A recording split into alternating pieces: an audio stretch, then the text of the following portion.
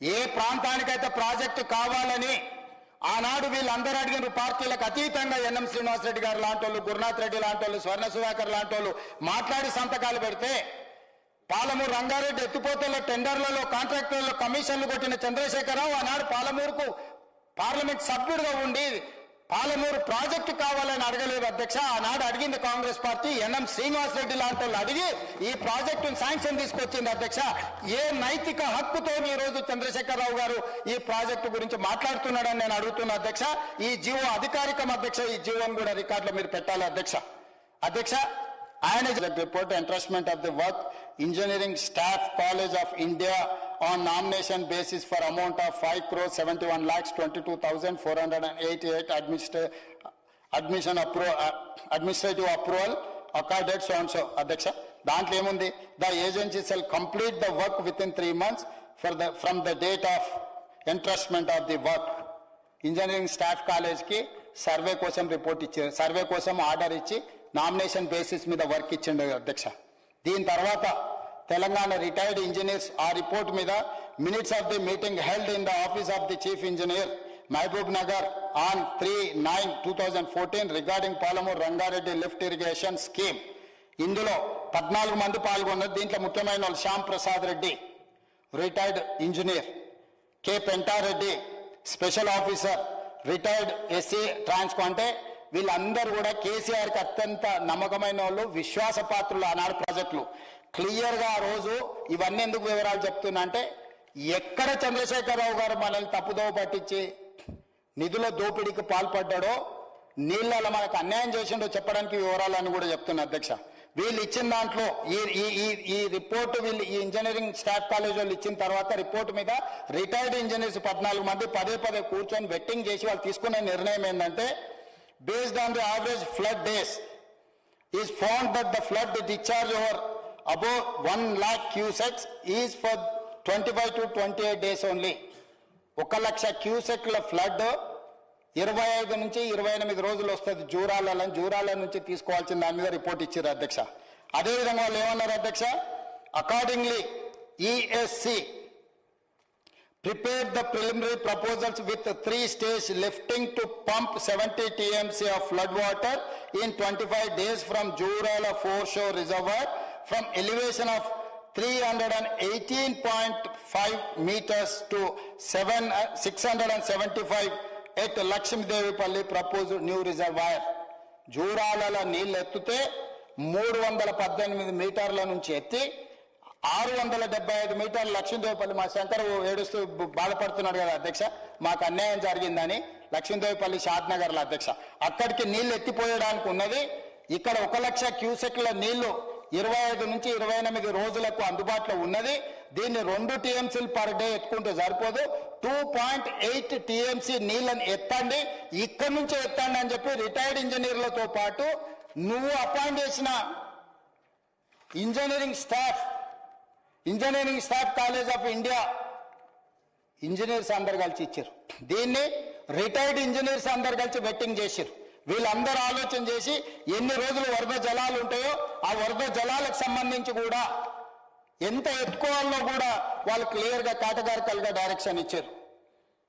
మోటామోటిగా చెప్పుకోవాలంటే రోజుకు 3 టీఎంసీలు ఎత్తుకుంటే 25 రోజులు ఎత్తుకున్నా మీకు 75 టీఎంసీలు వస్తాయి, 70 టీఎంసీలు దాటుతుందని చెప్పి వాళ్ళు ఇయ్యడమే కాకుండా వాళ్ళు సంతకాలు పెట్టి ఇచ్చేది అధ్యక్ష. సంతకాలు లేవని బుకాయించే అవకాశం ఉంటుంది. అందుకే సంతకాలు ఉన్న పేజీ కూడా శ్యామ్ ప్రసాద్ రెడ్డి లాంటి వాళ్ళు అందరూ ఇంజనీర్లు వాళ్ళ సంతకం పెట్టిన మీటింగ్ మినిట్స్ మీకు ఈరోజు చూపిస్తున్న అధ్యక్ష. ప్రతి సందర్భంలో జూరాల నుంచి మార్చమని ఎవ్వరు చెప్పలే అధ్యక్ష. మొట్టమొదట మంజూరు చేసినప్పుడు ఉమ్మడి రాష్ట్రంలో జూరాల నుంచే 70 టీఎంసీల నీళ్లు ఎత్తి 10 లక్షల ఎకరాలకు 7 లక్షల ఎకరాలు మహబూబ్ నగర్లో, 3 లక్షల ఎకరాలు రంగారెడ్డి జిల్లాలో, కొంత నల్గొండ జిల్లాలో ఇవ్వాలని చెప్పి ఆనాడు 70 టీఎంసీలకు 2013లో ఇచ్చిన జీవో కానీ 2014లో చంద్రశేఖరరావు గారు వచ్చినాక సర్వేకి ఇచ్చినాక దాన్ని 2 టీఎంసీలు కాదు 2.8 టీఎంసీలు 25 నుంచి 28 రోజులలో ఎత్తిపోసుకుంటే మనకి 70 టీఎంసీలు వస్తాయని నువ్వు అపాయింట్ చేసిన కన్సల్టెంట్ ఇచ్చిండు. ఆ తర్వాత రిటైర్డ్ ఇంజనీర్లు ఎవరైతే మొట్టమొదటి రిటైర్డ్ ఇంజనీర్లు ఇక్కడ కట్టాలని ప్రతిపాదన ఇచ్చిండ్రో వాళ్ళందరూ 14 మంది కూర్చొని పదే పదే చర్చించి వాళ్ళు సాంకేతిక నిపుణులు అధ్యక్ష, వాళ్ళు ఇంజనీరింగ్ గ్రాడ్యుయేట్స్, రిటైర్డ్ చీఫ్ ఇంజనీర్లుగా, ఈఎన్సీలుగా, ఎస్సీలుగా తెలంగాణ ఉమ్మడి రాష్ట్రంలో తెలంగాణ హక్కుల కోసం పనిచేసిన అధికారులు అధ్యక్ష.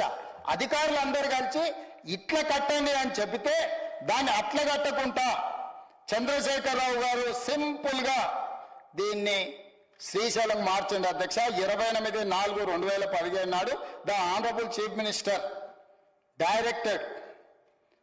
instructed source to be shifted from Jurala to Srisailam. నేను ఇప్పుడు అడుగుతున్నా అధ్యక్ష, శ్రీశైలంలో కట్టుకోవడానికి అవకాశం ఉంది, కట్టడానికి అన్ని అవకాశాలు ఉండి కట్టండి అని ఇంజనీర్లు చెప్పిన తర్వాత దీన్ని మార్చి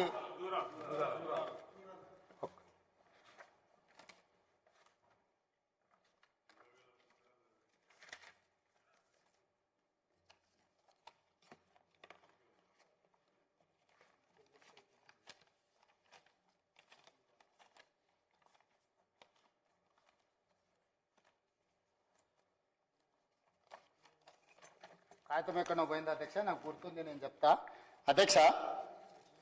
ఇక్కడి నుంచి అక్కడికి మార్చినప్పుడు ఇప్పుడు ఏమంటారంటే జూరాల కెపాసిటీ తక్కువ, శ్రీశైలం కెపాసిటీ ఎక్కువ. జూరాల 11.94 టీఎంసీ కెపాసిటీనే, శ్రీశైలం 308 టీఎంసీ కెపాసిటీ. ఇక్కడి నుంచి అక్కడికి మారుస్తున్నామని చెప్పిండు అధ్యక్ష. నేను మిమ్మల్ని అడుగుతున్న అధ్యక్ష, ఒకవేళ అదే సూత్రం అయితే ఈ రోజు ఉత్తమ్ కుమార్ రెడ్డి గారు చెప్పారు మేడిగడ్డ 16 టీఎంసీల కెపాసిటీ, మేడిగడ్డ నుంచి ఎత్తి అన్నారంలో పోస్తున్నాము, అది 14 టీఎంసీల కెపాసిటీ. అక్కడి నుంచి ఎత్తి సుందిళ్ళలో పోస్తున్నాము, సుందిళ్ళ 9 టీఎంసీల కెపాసిటీ. సుందిళ్ళ నుంచి ఎత్తి శ్రీపాద ఎల్లంపల్లిలో 195 టీఎంసీలు పోస్తున్నాం అధ్యక్ష. సుందిళ్ళలో 9 టీఎంసీల నీటి లభ్యత ఉన్న బ్యారేజ్ దగ్గర నుంచి 195 టీఎంసీలు ఎత్తి శ్రీపాద ఎల్లంపల్లిలో పోయడానికి అక్కడ 2 టీఎంసీలకు మంజూరు అయి ఉంటే 2 టీఎంసీలను కాస్త 3 టీఎంసీల కింద మార్చి పంపులు లిఫ్టులు పెంచి తుమ్మిడియేటి నుంచి మేడిగడ్డకు మార్చి ఊరు మార్చి డాక్టర్ బాబాసాహెబ్ అంబేద్కర్ సుజల స్రవంతి ఉంటే పేరు మార్చి కాళేశ్వరం 38,500 కోట్లు ఉంటే 1,50,000 కోట్లకు అంచనాలు పెంచి మేడిగడ్డ అన్నారం సుందిళ్ళ పేరు మీద పంపులు లిఫ్టులు పెట్టి ఈ 3 పంపుల లిఫ్టులలో 1 ఎకరా ఆయకట్టు లేదు అధ్యక్ష. నాకు తెలిసి మంతని ఆ వారి నియోజకవర్గం 1 ఎకరా కూడా మీకు నీళ్లు రావు కదా శ్రీధర్ బాబు గారు, ఒక అంగుళం కూడా రాదు కదా. Easy to record. వీరు ఇక్కడ ఉన్నారు, వారి నియోజకవర్గంలో మేడిగడ్డ ఉన్నది. మేడిగడ్డల పంపులు ఎత్తి అన్నారంలో పోసి, అన్నారంలో పంపులు ఎత్తి సుందిళ్ళలో పోసి, సుందిళ్ళలో పంపులు ఎత్తి శ్రీపాదేలంపల్లిలో పోసే వరకు 1 ఎకరా ఆయకట్టు లేదు అధ్యక్ష. అదే తుమ్మిడియేటి నుంచి మొదలు పెడితే ఆదిలాబాద్ జిల్లా కింద ప్రతి ఏరియాలో నీళ్లు ఇచ్చుకుంటే వచ్చి శ్రీపాదేలంపల్లికి వచ్చేది, ఆదిలాబాద్ సస్యశ్యామలం అయ్యేది. కానీ కేసీఆర్ ఇంట్లో కనకవర్షం కురిసేది కాదు. ఇక్కడ ఉన్న గేమ్ అంతా పంపులు లిఫ్టులు అధ్యక్ష, ఏం లేదు. సేమ్ అదే ఫార్ములా, డిక్టో ఫార్ములా. ఏం అంటే అసలు 1 ఇంచు కూడా మార్చలేదు అధ్యక్ష. ఆయన ఏమన్నా మారిండానో లేకపోతే నేను మామూలుగా సినిమాలలో అతడి సినిమాలు ఉంటుంది, ఓ పాపులర్ మర్డర్ జరుగుతుంది, లీడర్ వాడు పైనుంచి ఎవడో కాలుస్తాడు, సిబిఐ ఆఫీసర్ వస్తాడు ఎంక్వైరీకి, వాడు అన్ని చూస్తాడు, అధికారులకు ఎవరికి అర్థం కాదు, జైలుకు పోతాడు, ఒక ఓల్డ్ క్రిమినల్ పట్టుకుంటాడు. ఇట్లా హత్య జరిగింది, ఎవరు చేస్తుండొచ్చు నీకు తెలుసు కదా, ఇట్లాంటి హత్యలు ఎట్లా ఎవడు ఉంటాడు అంటే క్రైమ్ లో ఒక ప్యాటర్న్ ఉంటుంది అధ్యక్ష. ప్రతి నేరగాడికి నేరం చేయడానికి ఒక విధానం ఉంటుంది అధ్యక్ష. అంటే జేబులు కొట్టేవాడికి కానీ, మెడలో చైన్లు ఎత్తుకపోయేటోడు కానీ, లేకపోతే చాకు చూపించి బెదిరించేటోడు కానీ, దారి దోపిడీ చేసేటోని కానీ, ఇట్లా ప్రాజెక్టుల అంచనాలు పెంచి దోసుకునేటోని కూడా ఒక ప్యాటర్న్ ఉంటుంది అధ్యక్ష దోపిడీకి. ఎగ్జాక్ట్ గా గోదావరిలో ఏ దోపిడీ జరిగిందో అక్కడ పేరు తుమ్మిడిహెట్టి, ఇక్కడ జూరాల, అక్కడ పేరు మేడిగడ్డ, ఇక్కడ శ్రీశైలం. అక్కడ పంపులు లిఫ్టులు 3, ఇక్కడ 3 పంపులు లిఫ్టులు కాస్త 5 అయినాయి అధ్యక్ష. దాని వివరాలు కూడా మీకు చెప్తా. జూరాల నుంచి ఒకవేళ కట్టుంటే అధ్యక్ష, జూరాల దగ్గర కట్టుంటే 3 స్టేజెస్ లో మనం పంపులు లిఫ్టులు పెట్టుకుంటే 22 పంపులు 3 లిఫ్టులు ఉండే అధ్యక్ష. 22 పంపులు 3 లిఫ్టులకు కాస్ట్ 5,185.82 కోట్ల రూపాయలు అధ్యక్ష. బాగా వినండి అధ్యక్ష, మళ్ళొకసారి చెప్తా. జూరాల దగ్గర పాలమూరు రంగారెడ్డి ఎత్తిపోతల ప్రాజెక్టును నిర్మిస్తే 22 పంపులు 3 లిఫ్టులు అధ్యక్ష.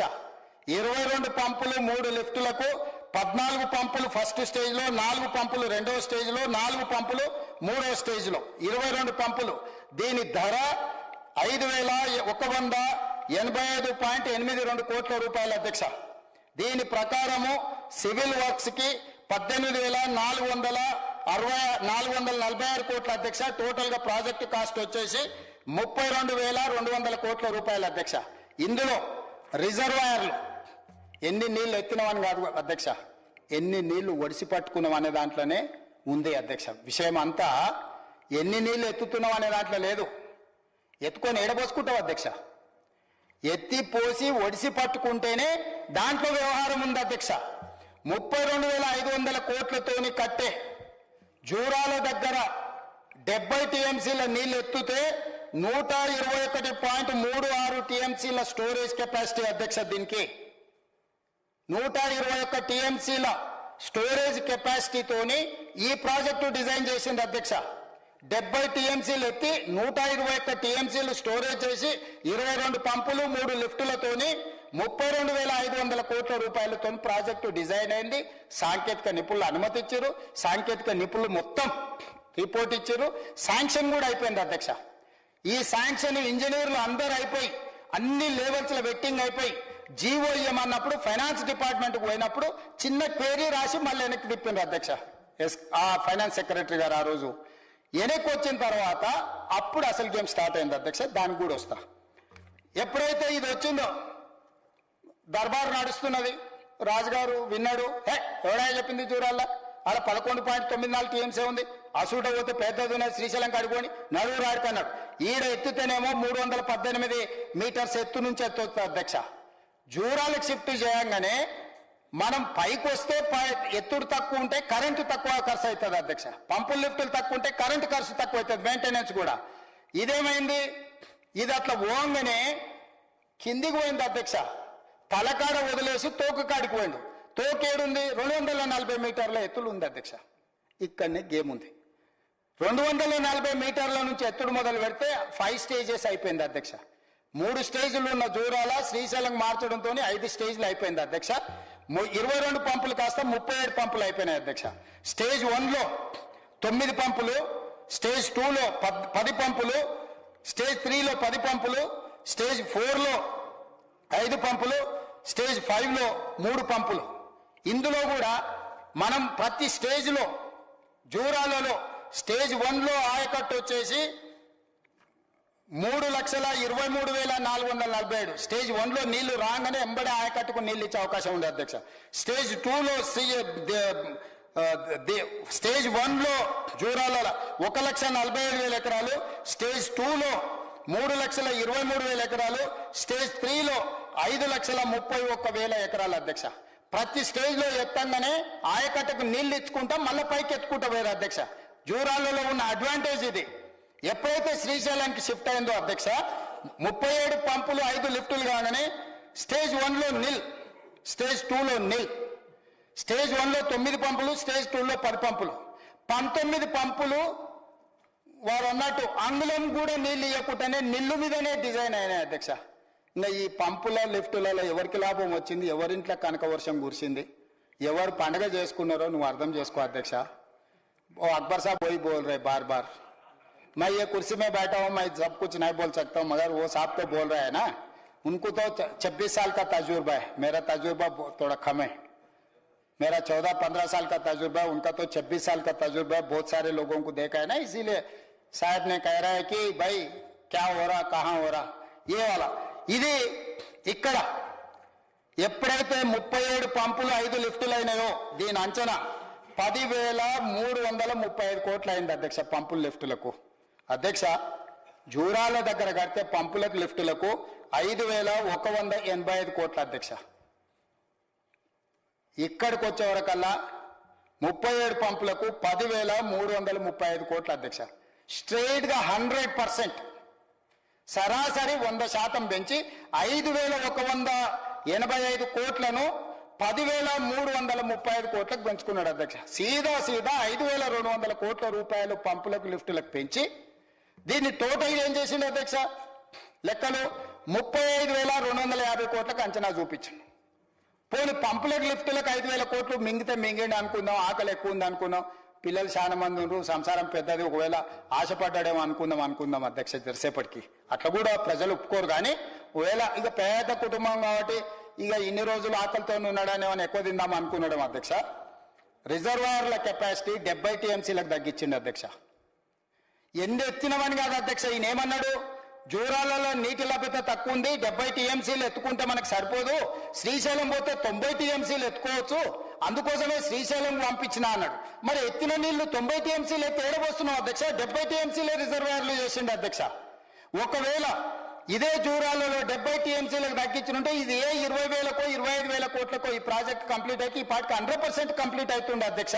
ఈ రోజు శ్రీశైలానికి తరలించడం ద్వారా పంపులు లిఫ్టులు పెంచి రిజర్వాయర్స్ కెపాసిటీ తగ్గించి 70 TMCలకు చేసిండు అధ్యక్ష. ఏ రకంగా ఈరోజు చంద్రశేఖరరావు గారు ఏ మోహం పెట్టుకొని ఉత్తమ్ కుమార్ రెడ్డి గారిని ప్రశ్నిస్తాడు అధ్యక్ష? ఏ మొహం పెట్టుకొని రోజు పాలమూరు రంగారెడ్డి ఎత్తిపోతల మీద కాంగ్రెస్ పార్టీ ఉత్తమ్ కుమార్ రెడ్డి లేకపోతే నేను మీరు అన్యాయం చేసిందని ఏ మొహం పెట్టుకొని మాట్లాడతాడు అధ్యక్ష? ఇది అఫీషియల్ డాక్యుమెంట్ అధ్యక్ష. నేను ఎక్కడి నుంచో ఆకాశంలో నుంచి సృష్టించిన అబ్రకదబ్ర కాదు అధ్యక్ష, ఇది అఫీషియల్ డాక్యుమెంట్. దీంట్లో ఇంకొక స్టోరీ చెప్తా అధ్యక్ష.